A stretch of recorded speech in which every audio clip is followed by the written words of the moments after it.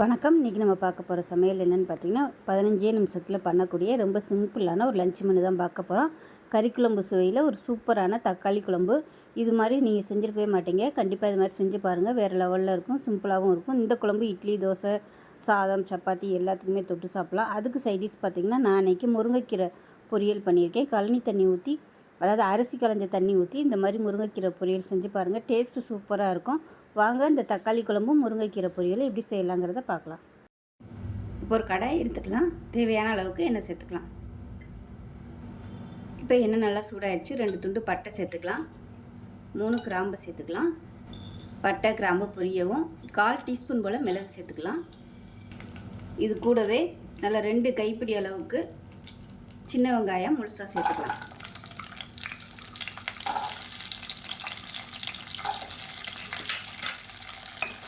இதை நல்லா வதக்கி விட்டுக்கலாம். இது கூடவே மீடியம் சைஸாக 2 தக்காளி கட் பண்ணதை சேர்த்துக்கலாம். இப்போ தக்காளி வெங்காயம் ஓரளவுக்கு வதங்கிருச்சு. 1/4 மூடி துருவன தேங்காய் சேர்த்துக்கலாம். இப்போ இதையும் சேர்த்து வதக்கி விட்டுக்கலாம். இப்போ பாருங்கள், தேங்காய் சேர்த்து நல்லா வதக்கியாச்சு. 1 டேபிள் ஸ்பூன் மல்லித்தூள், காரத்துக்கு ஏற்ற மாதிரி மிளகாத்தூள் 1 டேபிள் ஸ்பூன், அது கூடவே 1/2 டேபிள் ஸ்பூன் சோம்புத்தூள், 1 டேபிள் ஸ்பூன் மட்டன் மசாலா சேர்த்துக்கலாம். இதையும் சேர்த்து வதக்கி விட்டுக்கலாம்.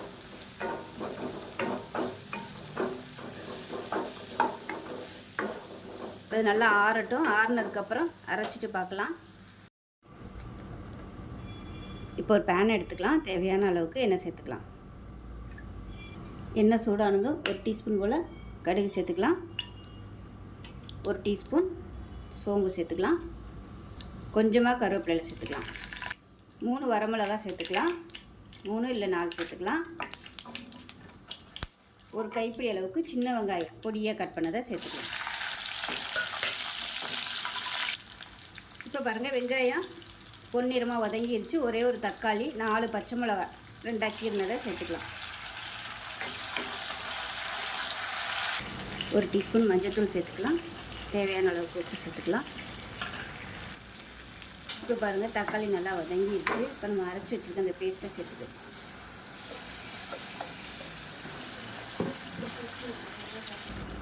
இப்போ மிக்ஸி அலசிட்டு தேவையான அளவுக்கு தண்ணி சேர்த்துக்கலாம்.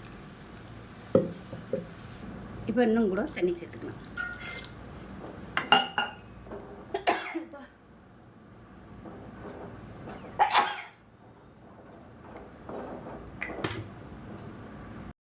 இப்போ பாருங்கள், தக்காளி குழம்பு சூப்பராக ரெடி ஆகிடுச்சு.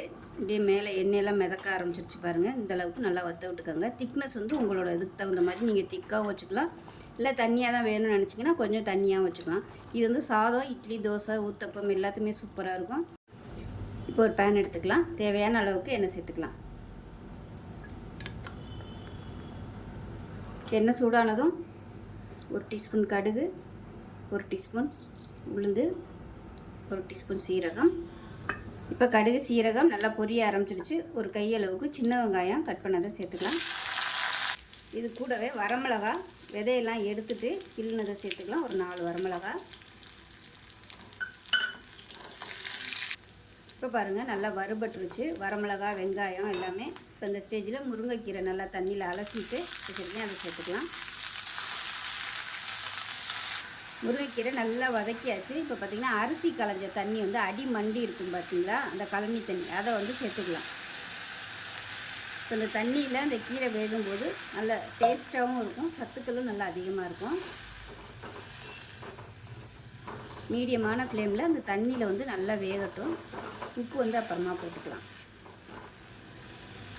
இப்போ பாருங்கள், நம்ம ஊற்றின தண்ணியெல்லாம் நல்லா வத்திடுச்சு பாருங்கள். இந்த ஸ்டேஜில் உப்பு சேர்த்துக்கலாம்.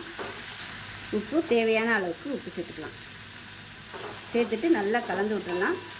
கலந்து விட்டுட்டு இப்போ ஒரு மிக்ஸி ஜாரில் ஒரு 3 ஸ்பூன் அளவுக்கு துருவன தேங்காய், 2 பல் பூண்டு, 1 டீஸ்பூன் போல் சீரகம் இப்போ வந்து குறைன்னு அரைச்சிட்டு வந்துட்டு பார்க்கலாம். இப்போ பாருங்கள், இப்போ நம்ம அரைச்ச தேங்காயை சேர்த்துக்கலாம். கழனி தண்ணி ஊற்றி முருங்கைக்கீரை பொரியல் செஞ்சு பாருங்கள், சூப்பராக இருக்கும் டேஸ்ட்டு. அதுலேயே லாஸ்ட்டாக இந்த மாதிரி பூண்டு சீரகம் குறைன்னு அரைச்சி சேர்த்து பாருங்கள், அருமையாக இருக்கும். சாப்பிடாதவங்க கூட இந்த மாதிரி செஞ்சு கொடுத்தீங்கன்னா முருங்கைக்கீரை பொரியல் சூப்பராக சாப்பிடுவாங்க. அவ்வளோ நல்லா பிரட்டியாச்சு. இப்போ கேஸ் அமர்த்திடலாம். சூப்பரான முருங்கைக்கீரை பொரியல் ரெடி. இது மாதிரி யாரெல்லாம் பண்ணுவீங்கிறத கமெண்ட்டில் சொல்லுங்கள்.